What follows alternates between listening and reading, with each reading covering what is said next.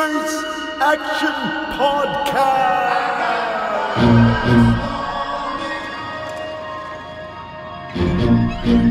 With your hosts, Chris Carson and DC and Shama.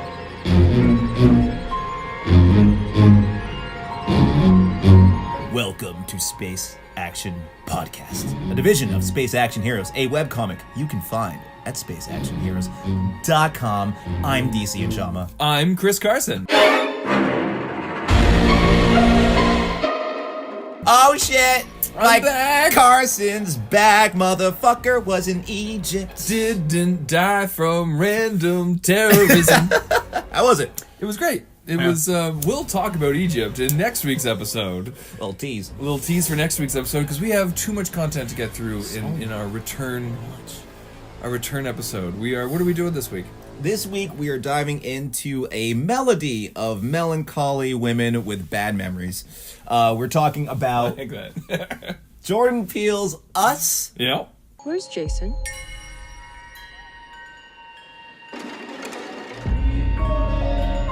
Jason? Where were you? I didn't know if you were lost. Stick with me, and I'll keep you safe.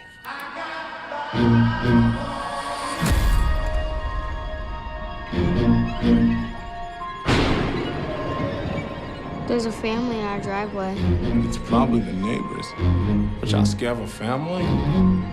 Hi, can I help you?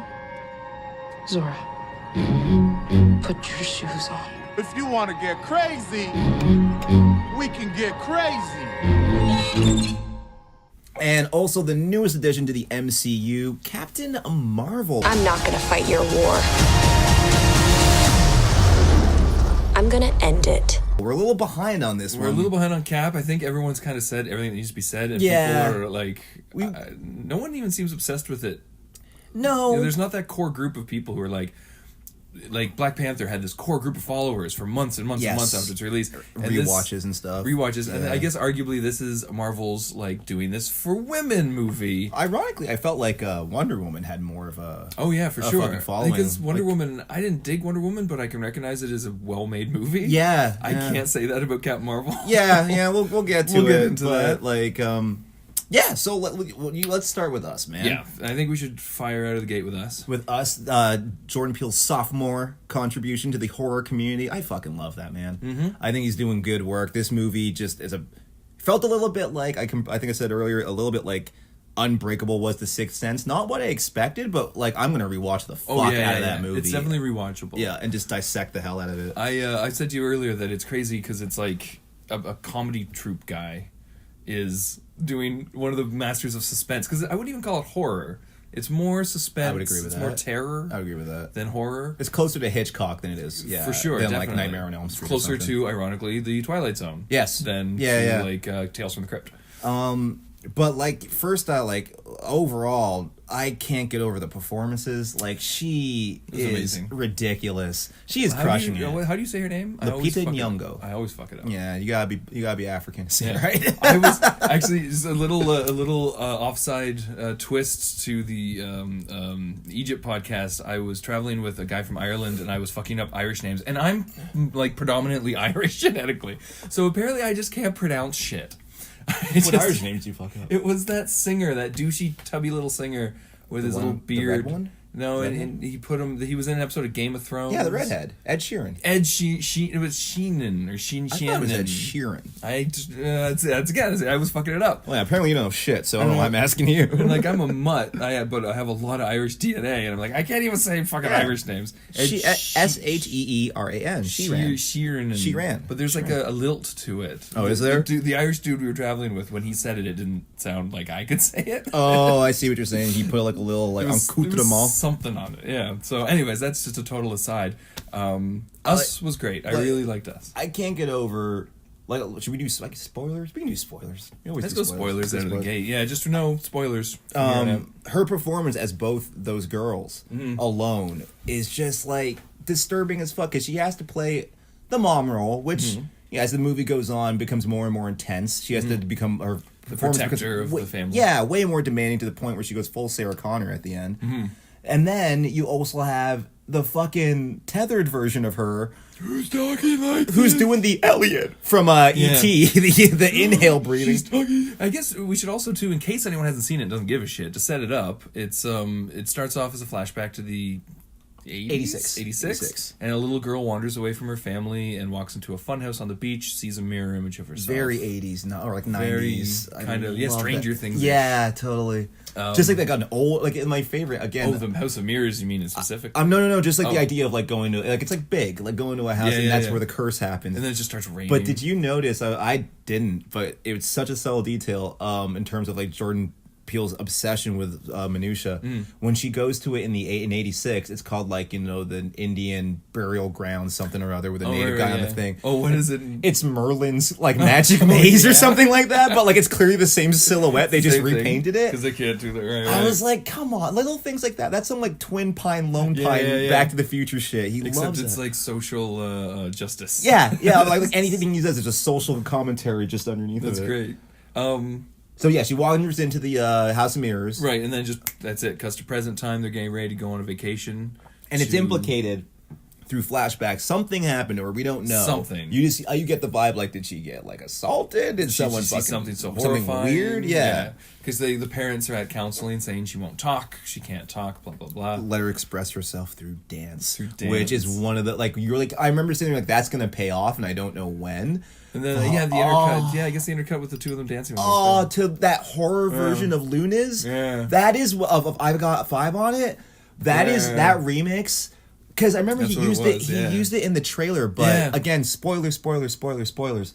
At the end of this movie, whenever you find out the tethered are in fact clones without government souls, clones. Yeah. They never really exactly say who it is, but it's it looks like a government facility. Yeah. For all intents I think and they did purposes. say when she was doing her explanation. Yeah. She said, the government made us to control you, Right. but we didn't control Which makes no sense. No, but it's so out there. I'll run with it because I'm like, how does it work when someone gets in a car? Right. Are they just riding sitting into there. walls? Like, I don't understand Eating how. a rabbit? Yeah. Eating like raw rabbit food. Yeah. You find out that they swapped places and she's actually been down below the entire time. Because the movie itself is pretty straightforward. They just go and visit a beach resort, house. a beach house, and then the duplicate versions of them attack them, and it's just basically the beats of them over the course of one night escaping. It is. That's the one thing that kind of surprised me. I don't know why by the trailer I thought it'd be like a week-long affair, Right. but it's literally just the one night. And Tim Heidecker is the most adorable tethered ever. Oh, his little evil like, version is like, "Argh." I like when the arms reach out and pull the mom into the house. Yes. He just goes like, "Whoa!" Yeah. Does that gesture. That's the moments like that where I'm just like this. The staging of it, I'm like, this is so cartoony.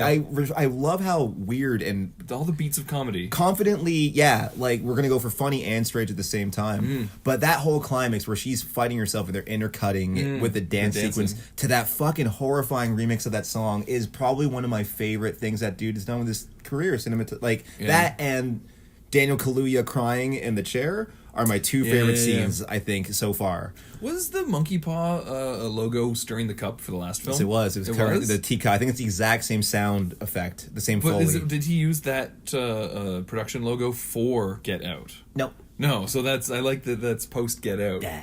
That was pretty cool. Yeah. That was really cool. Just ting, ting, ting, ting. But yeah, I thought I love his ability to just layer in an unnecessary amount of small details. The bunnies at the beginning are in rows of 11. Oh yeah, I didn't even notice that. I like yeah. the opening shot of the Hands Across America. The movies next to it were Chud. Yes. What the fuck else was in there? I Chud noticed it. and was My Girl in there? No. Something, but it was the whole movie was in that. Yeah, that's shot. right. Like, oh, it was like awesome. the way Simon Pegg and Edgar Wright will literally have the characters say the plot of the entire movie, and then just have it happen slowly over an hour and a half. So fucking funny. Another thing I want to point out, because holy shit, is this dude quickly becoming one of my favorite actors? Winston Duke. Is that the dad? He plays the dad, and his beard is bigger when he's tethered. when he's Abe. Yeah. Abe. Yeah. One, the dude is intimidating as fuck. I read this interview where Jordan Peele was like, post Black Panther, I didn't think we could get him to play. That's who he is. He's the leader of the Jabari. Sam and I were like, why do we know this guy? Yeah. We couldn't figure it out. That's Mafa! who he is. He was doing that noise too. I guess he was. Oh, it would have been great if fucking Abe just started going Mafa at one point. That would have been dope. Oh, you know they had to do him in the outtakes. But That's hilarious. It was bugging me. I was like, who is that guy? I love that he was like 50% NFL linebacker, 50% Clark Griswold. Yeah, like he such was a totally goof. Clark Griswold. Like just so adorable and naive and childlike. I was like, dude, you've got range, motherfucker. Yeah. When he climbed into bed in his underwear, that really long take. that long take of him slowing down. Hey. And then she's all quiet and weird, and we don't know why yet. My favorite, it's whenever she doesn't want to go to the beach because, well, you think because she doesn't want to go back to the place where she saw something fucked up, but you find out it's because she doesn't. Well, that's the question we got to talk about of her ability to remember what happened. Did she know she was evil or not? But we'll get into that. We'll get into that. But my favorite was, he's like, I guess we can't go because we haven't seen him since his grandmother. He starts doing that side glance with the pouty face. I'm like, dude, I want you in all the roles. I hope they give that dude an action movie like him and The Rock just beating fools up because he's got charisma, man. He is good. I cannot argue with talent, and that man definitely has it. Yeah. I think that theater was projecting badly because it confused the shit out of me how he killed his doppelganger. Oh, it was really dark. His head on the boat. Yeah, it was really dark, that scene. And then afterwards, I was told, "Oh, you saw blood in the water as he drove away." Yeah, like, I didn't see that at all. I noticed it on his shirt. He's got like a whole splash of blood from hitting the engine. Yeah, he so hits I kept waiting for him to show up. I was like, "Oh, he's going to come back." When's Abe? When's Abe going to come back? And he didn't. I was like, "Oh, he's dead." Yeah, Abe, and the one thing I read was the names. There's Actually, we were looking that up. I want to veer off into just a little bit of talking about whether or not she knew she was evil or not. I don't think she did until she killed her other self. Yeah, me either. Yeah. So, why was she so afraid to go back to the beach then? I think because she would have remembered something bad about that. Something. Like, even if she, let's say, or was she always terrified of the real one coming back and getting her? Maybe, because all that weird supernatural shit started happening for no fucking reason, but I won't get in that. I love you, Jordan. Well, there was nothing too super. What was the most? There was the frisbee landing perfectly on the middle of the circle. Oh yeah, what did that? That had to represent something. Yeah, the 11-11. Those kept popping the doubles, up. Yeah, and there was one that was like really like, oh come on, like the score on the game was 11. I can't remember what it was. All the 11-11s kept showing up. Some other weird coincidence happened. I'm like, okay, but they're just clones, so why are they supernatural now? Like, what does that have to do with anything? Or is that just like, was that supposed to be kind of a misdirect, like the way I see 333 constantly as a time? I see 1138. I'm always seeing 333. Someone tried to convince me recently that it was... You just see them, all the numbers all the time, but your brain remembers a certain pattern. Well, someone tried to convince me the notion that, like, no, you just around that time are subconsciously aware of it, so you tend to look at a clock. Look over? But the other day, my hand to God, dude, I'm walking around and I overhear in a conversation someone go, yo, what time is it? He goes, 11:38. I'm like, really? I didn't even ask for that one. Like, what the fuck? Out of the universe? Yeah, I'm like, that's too fucking weird. I've always heard that it rationalized as you look at a clock 1,000 times a day, but your brain will only like acknowledge a certain pattern that is familiar to you. Right. So then it seems repetitive, but the reality is you've looked at that clock 1,000 times. I don't know. That's just a theory. Yeah. Either way, I couldn't. That's the one thing leaving the theater. That and also all like the coincidences. I guess it would kind of lead into what you're saying about does she remember? Because why would the tethered version of her, which is actually the real version of her, need to explain the entire history of the government facility? If she was from India. Exactly, she would know that shit already. For us. It was for the audience. But I think it's also implicating that she don't remember this shit. Maybe both of them, because they are, mirror images of each other. Yeah. They've both forgotten that anything prior to that exchange. Because they were little girls supposed to be like 4 or 5. Yeah, like around that, yeah. And I was saying, you were saying you remember when you were 5. I barely remember when I was 5. So if I got switched out with an evil clone at 4... I would be like, oh shit, really? Well, why don't you put it that way? I have no concept. Yeah, I mean, that could have happened like before you got here. Right? You ever seen Dark City? I do have a pretty terrible headache, so I hope I'm giving the illusion of like just evil right now. Yeah. And now you think that I'm an evil clone? In the movie Dark City, they totally do that, where like they'll freeze time right now, and then they'll take me out and put in another version of me, and then take a syringe and pop it in your head, in my head, so that it's always been you sitting across from me, and then people just resume. I gotta rewatch Dark City. I haven't seen that since it's good, man. It came out. The practical effects are so cool, like the buildings collapsing and shit in that movie. That was one of my like bulk rentals from Blockbuster, and I remember liking it. But I don't know why I never really went back to it. It's very comic booky. It's really cool. But yeah, in that movie, like they all like have the little scars on their foreheads. Like I guess. I don't know how that connected to us.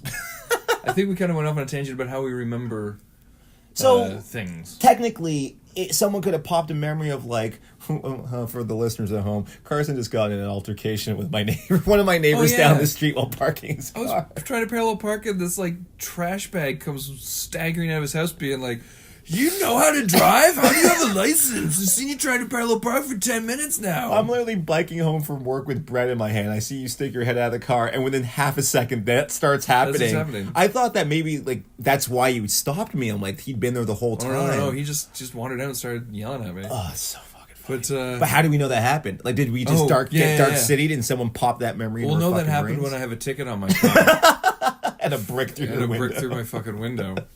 No, that guy was the worst, and I was in such a grumpy mood from driving all the way here that I just antagonized him. I did the gentleman asshole, like, no one's asking you for your opinion. What was it you said? What did he say prior? Do you say you'd crawl up in his ass?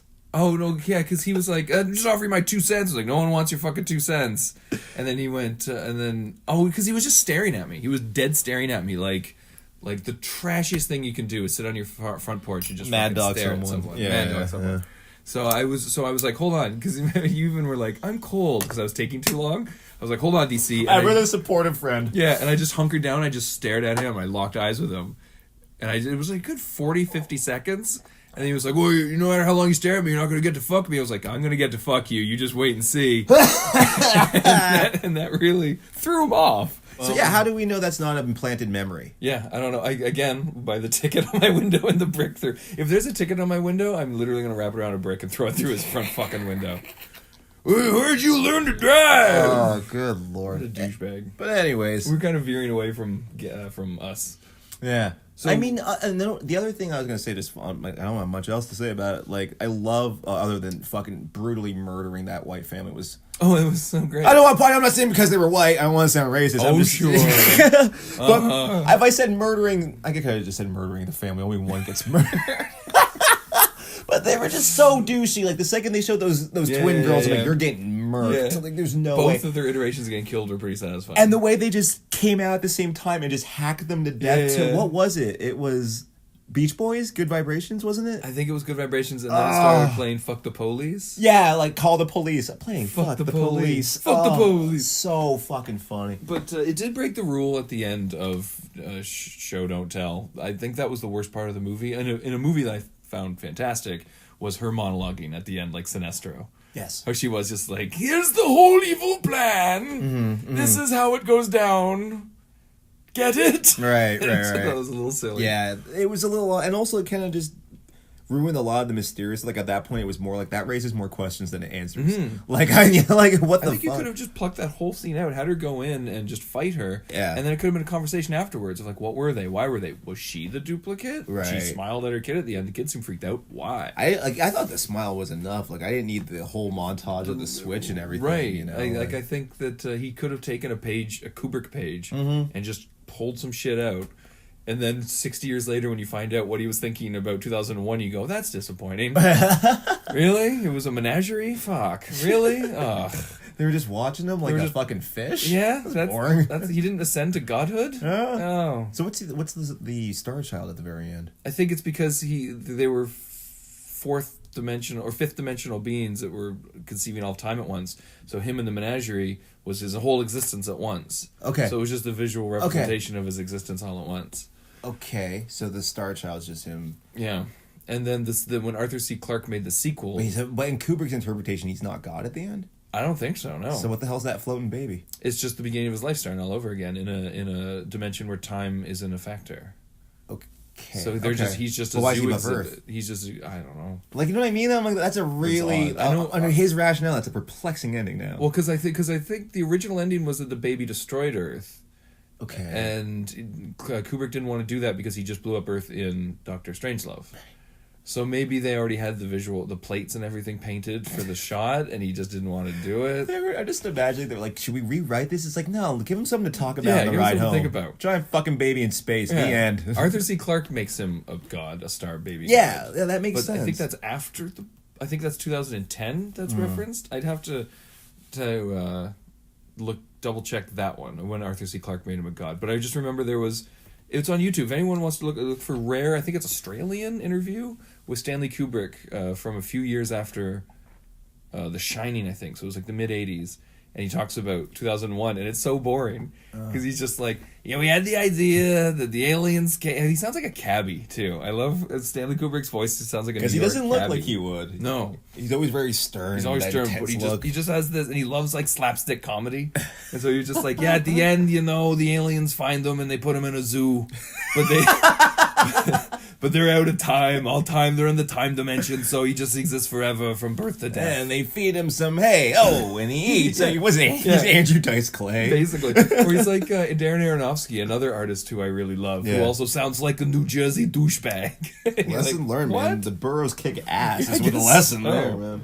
No, we should do a retroactive Mother review someday because that divided audiences, and I think it's fantastic. I think it's simplistic and sophomoric, but I fantastic still at have the to do. same I would time. do that one next. I wouldn't We mind. could do the mother. Also, I want to bookmark this now and also hold ourselves accountable for it. You know what June is? 30th anniversary of Batman '89. Oh yeah, yeah. we haven't done an '89 Batman. No, we did have Batman not. Returns for Yeah, Christmas. I'm just bookmarking that now. Yeah. And I also want to point out 1994, 25 years ago, amazing year for movies. Yeah, it's true. Yep. I was thinking about that the other day. I was going to look at the list and I never got around to it. I I'm like, did 94 today. is a ton. It's pretty nuts. It's pretty bananas. Yeah. We can do a Lion King one on the day that Lion King I think it comes out. out and do an original Lion Yeah, King one and say yeah. fuck you to the live action remake. I'll guinea pig myself. I'll go watch that. Yeah? Yeah. I kind of want it, like, the member berries tweaked on me for the Yeah. Aladdin trailer. That one looks like they're really going outside the narrative, though. But I don't know, every shot in that new trailer was, you could line up to the cartoon. Yeah, but the dialogue, everything, Oh. they're clearly putting like new scenes in dialogue. I'm like, oh, that might test my patience. Yeah. No, I really imagine it's quickly. going to be absolute garbage. Yeah. But it's what's his name? The director, Sherlock Holmes, Game of Shadows. Oh, and really? It's fucking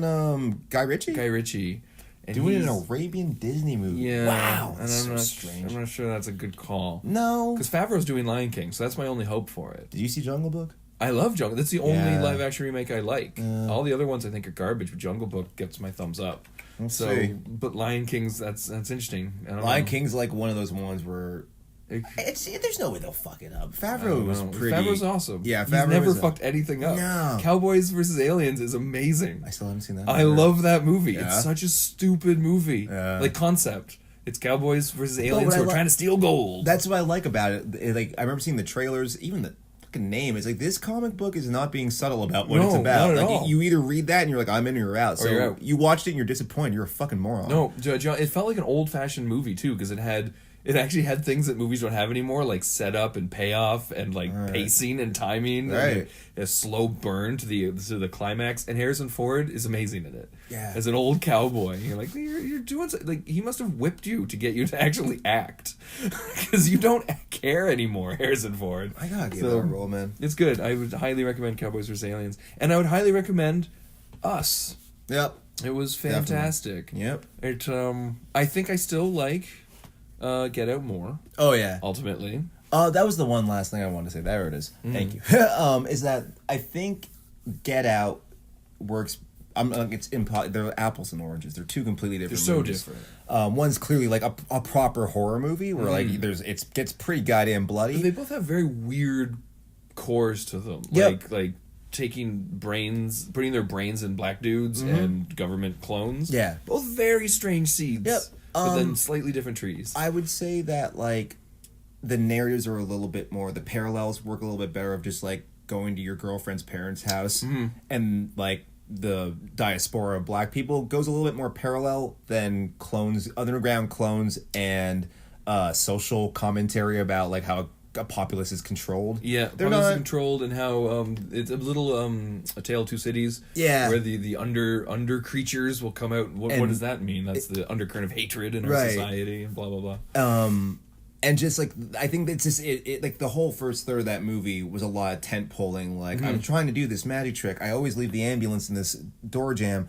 I don't like. I have to like. There's so many Yeah, other things. I'm it's like, a okay, little setup. I can tell you're showing us mystery doors that will later Yeah. on be open. But Hopefully, holy and shit, they were. dude! Yeah. Like the tour is getting long. Yeah. I found Get Out was a little bit more subtle about that. So when the payoff started to happen, you're like, Jesus Christ! Like, Yeah. that was so subtle. Like Yeah, I did not that's see true. that coming. Yeah, I think he's advanced as I think Get Out was a story he's probably had in his head for 15 years. Yeah, and then this feels like sure. his follow up, so it's technically better. It's prettier. It's better edited. It's nicer. way broader. Way broader. Yeah. But I think it wasn't the story that he's been festering in his brain Yeah. for 10 years. And here's my last question to do with us. What was the magic trick? I didn't understand that he had a flicks lighter. it 3 times and it's supposed to go. Poof. I thought that was Is that it? Because remember he freaks out at the other version of him in the closet. Yeah. So because it just looked like a lighter taped to his finger. Yeah. And it just wasn't lighting. I think it just 1, 2, 3 and it goes poof. I don't know. I also didn't really understand how he made him kill himself just by mirror imaging. Yeah. How come randomly? Oh, we're gonna start picking nits now. How come randomly you can control them, but not all the time? Yeah, I didn't get that. I didn't get that either. Wait, when did it happen more than once? That was the only time he controls it, right? No, there was something. There was another control. What the fuck? I just saw this last night. What was the other time? There was another moment in the movie where they did a control thing. But them in the closet a couple times. The two kids did. Yeah. But like the daughter was trying to kill the other daughter constantly. Yeah. Like there was no mirror imaging there at all. And then how come the lead, the real lead in the sewer or in the tunnels wasn't able to control her doppelganger on the surface? Why was she able to break free? Why was she 4 of able them to- specifically? Yeah. Well, and also the family, the white family.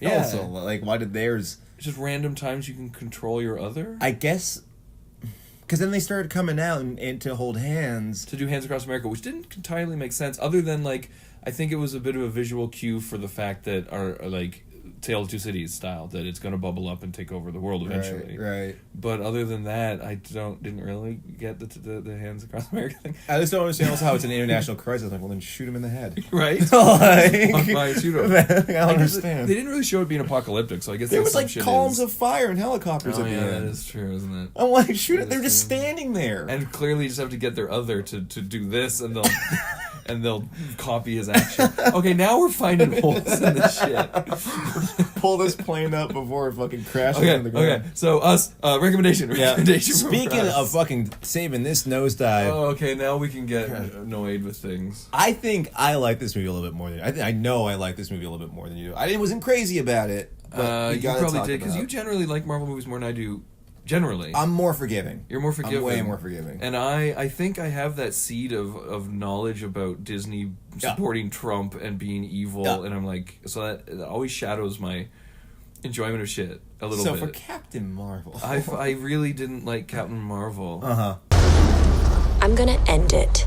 I think 90% of it was miscasting because Brie Larson was horrible. I think she's not a very good actor. but when you said, I was like going to be like, hey, but when you said your choice, I was like, oh Right, shit. her co-star from Scott Pilgrim, Ramona Flowers herself, and Mary Elizabeth Winstead. She like That would have been an awesome Captain Marvel because she could fucking act. that would have been. She's got range. She's got massive range. She's the only thing that kept me watching Fargo season 3. right. Like she was the I only just think versatile of, character. 10 Cloverfield Lane. She's amazing in 10 Where Cloverfield. she's like Ripley Jr. Yeah. She's awesome in that movie. And I don't want to hear any bloody comments about girl power crap. It has nothing to do with it being a female lead. No, it's just It's just casting. We just praise the shit out of us. It's the same damn thing. Yeah.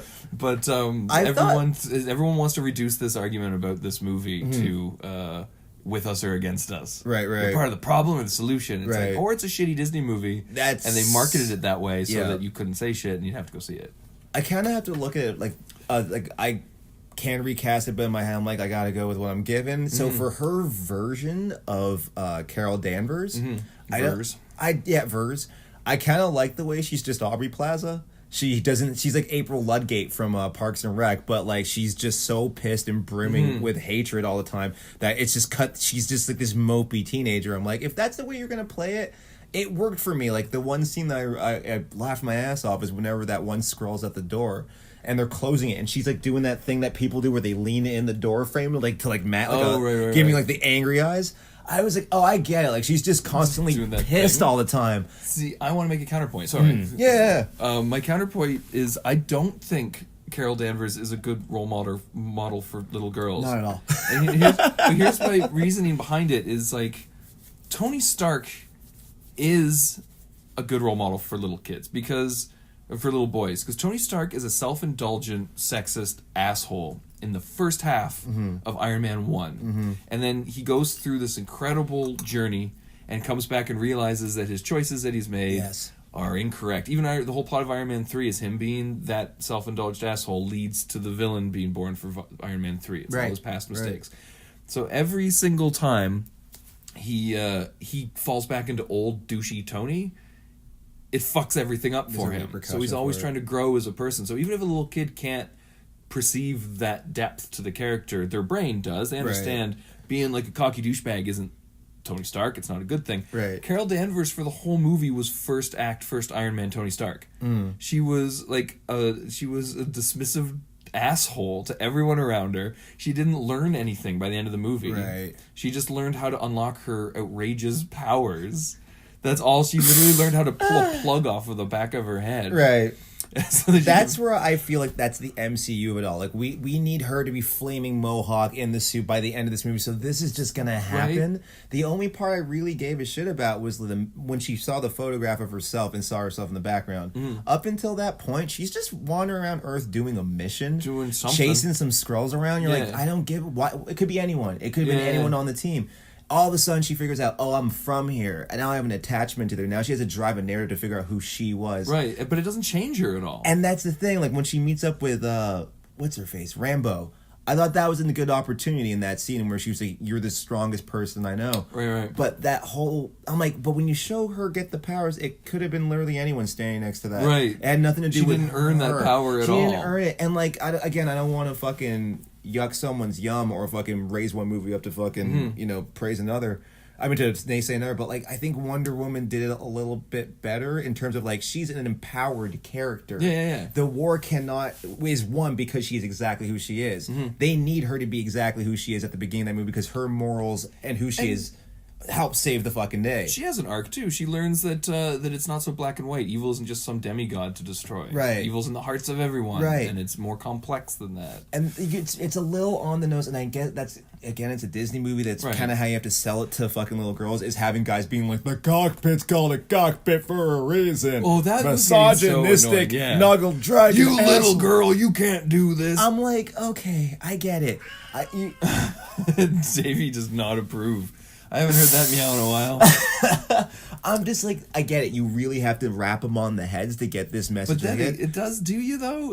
Everything is doing that these days? I just hate the fact that I'm like, really? That's her Everest is just some asshole? Some dude? That's some dude? I'm like, okay, give her some... right? Doesn't that still frame her life around dudes? Exactly. Right? And I'm like, why wasn't the movie about her wanting to become a top pilot? Right. Like, why wasn't that the struggle? Yeah. And why, like, if you actually want to make a progressive movie, you should leave that shit out of it. Yes. You should have her, like, maybe she's not the greatest pilot in the world. It'd be like watching Black Panther and all of a sudden there's a white tribe who's annexing this part of fucking Wakanda. You're like, it's not your fucking story. Right. Get out of here. They had, like, one line in Black Panther where they called him... what's his name? Martin Freeman. Martin Freeman, they call him Colonizer. And that was it. That was like their little jab. Yeah. And then they moved on. This one felt like it was a girl power movie written by a boy. Yeah, exactly. And I think it was a couple that wrote it. I think it was like 4 people. Oh, really? It was one of those ones that I think like they wrote the screenplay, but there was like 4 or 5 writers. Okay. Because it felt like it. It did. Like once I was like, we're doing the refugee Marvel MCU storyline again. Yeah. Like, Jesus fucking Christ. And one thing I noticed in this movie that I hadn't noticed as much in recent Marvel endeavors,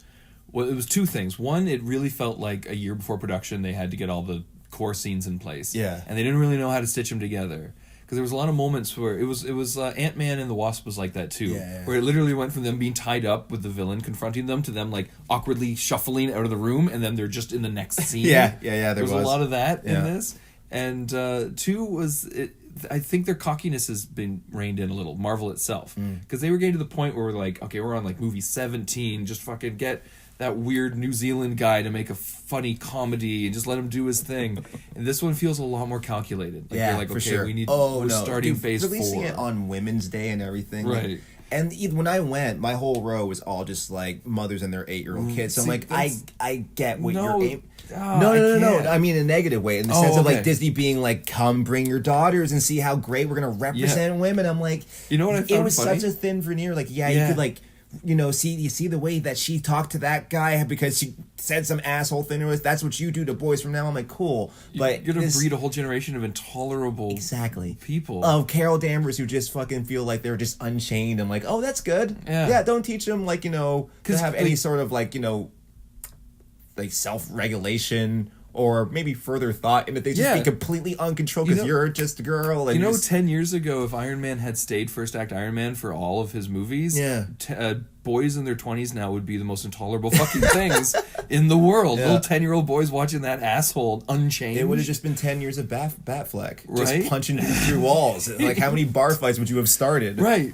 So I don't think they handled the character very... I felt very calculated. Felt like they were jumping on a social progress movement, not because they give a shit, because they thought they could make money from it. Exactly. And just the angle they took, I thought was really weird. I was like, all right. It was a weird, really on the nose odd angle. message to send people home with, but yeah, I don't know. It was odd. I just because expecting like okay, you saw Wonder Woman. Mm-hmm. Everyone says you're the fucking pioneers of these superhero movies. You had the Dora Milaje, which were I think some of the best female representation of superheroes I've ever fucking seen on screen ever. Mm-hmm.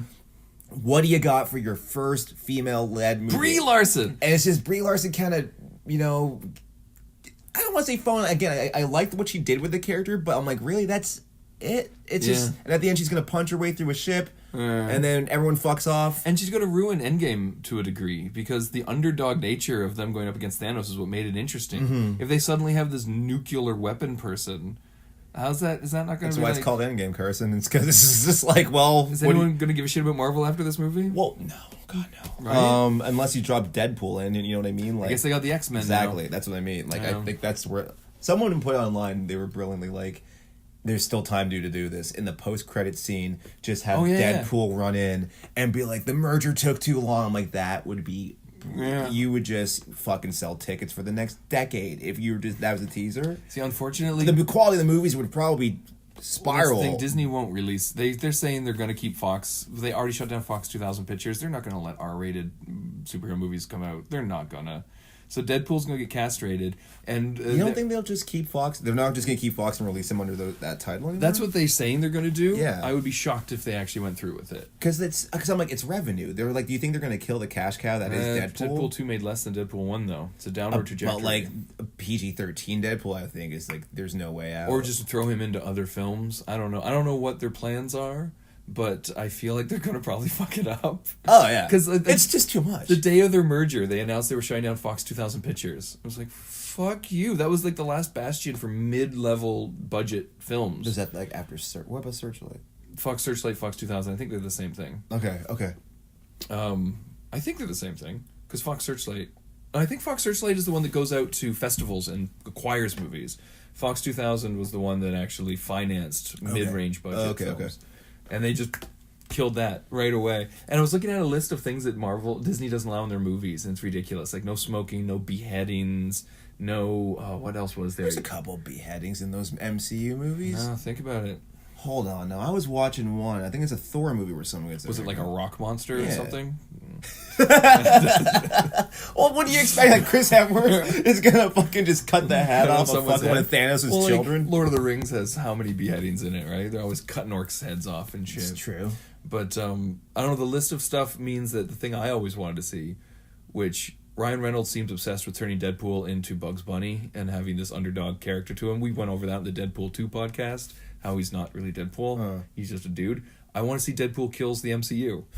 That would be brilliant. Just 2 hours of him talking to the audience and slaughtering everyone in the MCU. That would be brilliant. No plot. If they were smart, that would be their next move. Hard R, and to release it through Fox, and just have him I don't want even a plot. No. Deadpool is the worst when he has a fucking plot. Yeah. Just have him going mad and slaughtering everyone. Like, you could just have him jump through, like, different movies. Like, have him kill 2 different versions of Professor X. It'd be fucking hilarious. That would be awesome. And, that'd be great. That would have worked a lot better if the original idea I had for Deadpool 2 had happened, of his bottom half regenerated and his top half had died and went to heaven with Vanessa. Then the bottom half would have been insane. 2 different iterations of Quicksilver. Yeah. That'd be amazing. Have him fight and shit. One last point I want to make about Captain Marvel. Remember there was all these fundraisers to take underprivileged girls to see the movie? Okay. So the multi-trillion-dollar conglomerate that is Walt Disney was encouraging fundraisers for people to go and give them money so girls could go see the movie. Why wouldn't they just invite these underprivileged girls to come see the movie? You have more than enough money to fucking throw a couple theaters some bucks and bring some underprivileged kids They have that virtue signal flag of like, oh, we're going to raise money for underprivileged kids, which is money we're going to get back. Yeah. Fuck you, Disney. Yeah. It's pretty. I'm telling you, man. I don't want to get wiped off the face of the planet, but I can feel a laser pointer on my forehead. Just, Seriously, it's a laser pointer with mouse ears. That's what it looks like. like the Predator one. Yeah, exactly. Every corporation's got dark, muddy fucking waters that run underneath it. Imagine the waters that run underneath squeaky clean Disney. Oh, yeah. I bet you there's fucking entire countries buried underneath that castle. Remember when the war started going bad for Germany? Walt flew out people, like members of the Nazi party, right. and then put them in Disney shows so that they would have a cover for staying in the host of the Disney Nature Channel, or Nature Show back in the day, which was... They would literally go and like beaten animals and throw them in together and then film it. Like it was fucked up. Was hosted by a Nazi. Like a literal Nazi. Oh boy. It's insane. M-I-C-K-E-Y. Just remember, everyone. You're a nuts. The more money you give to Disney, the less opportunity you'll have to actually do the things that they're saying you can do in these movies. So ladies, take your little girls to see Captain Marvel. And then watch as your rights for maternity leave, abortions, or birth control just disappear. Yeah. Because the studio that put the movie out supports an agenda that is great for them and horrible for the rest of us. I mean, it is a business, man. They gotta watch where their money goes. So right. Well, I think they just love the deregulation of the Trump world. They love the fact that think of how much celluloid they print, how much chemicals that they make for their DVD releases, Blu-ray releases, everything. They want to cut imagine corners. the amount of waste coming out of those fucking parks. That's it. And they don't want to have to deal with the regulation of their waste. Oh, yeah. I think that's the biggest reason. And plus also the tax breaks for all of them. Yeah, They're all fucking millionaires. So just remember that. Just keep that in mind. Next time your little girl is dressing up as Captain Marvel, you are supporting an agenda that will mean she will never have the rights of men around her. Okay, come on. I got a Lando and a Killmonger costume. You're killing me here. Them's the world we live in, unfortunately. Does that wrap it up? Yeah, all hail our mouse overlords. All hail our mouse overlord. Yeah. Now I'm just sad. Next week, what we got? Next week we are going to do a little talk about my Egypt trip. Egypt. And I think it's more fun to tell you all the horrible parts than the good parts. Yay. So I think that's just more interesting to listen to. Now that we've left you all just sad, sitting in your computer listening to the podcast with a cocked and loaded gun on your lap. Sorry, guys. Sorry. Egypt, and we're going to talk about Into Spider-Verse. We're a little late on it, but yeah, it was spoiler alert. It was fucking awesome. Yeah, someone gonna start a riot. Yeah. We're gonna talk about that. So until then, guys, I'll extra the shit out of us. Check us out at spaceactionheroes.com. There you'll find links to everything we do. Our podcast, YouTube, blah, blah, blah, blah, blah. And thank you guys so much for listening. We're back, baby! We're back. And next week we may be trying out a new microphone so we could sound different. Spoilers. Oh, shit! See you next week. Say goodnight, Chris. Good night, Chris!